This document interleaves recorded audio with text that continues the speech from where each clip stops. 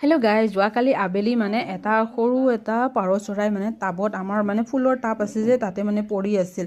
চ' ৰাতিটো মানে ক'ত এৰিম আৰু ৰাতিটো মানে বেয়া লাগি ভালকৈ ৰাখি দিলোঁ চাউল দি পেলাই। আজি ৰাতিপুৱা আহোঁতে মানে মই ভাবিছোঁ আৰু মানে বৰষুণো দিয়া নাই এৰি দিওঁ বুলি, কিয় আমাৰ ৰাজা বাবুৱে দেখিলে মানে পূৰা কামুৰি খৰি শেষ কৰি দিব, মাৰিয়ে পেলাই দিব। তো মই ভাইটিজনক কৈছোঁ তুমি ইয়াতে এৰি দিয়া, কিয় মই ইয়াতে পাইছিলোঁ ন যোৱাকালি। তেতিয়া মানে কি মাকে যদি মাকৰ লগত লগ পাব লগীয়া হ'ল মাকটো বিচাৰি পেলাই ইয়াতে আহি যাব।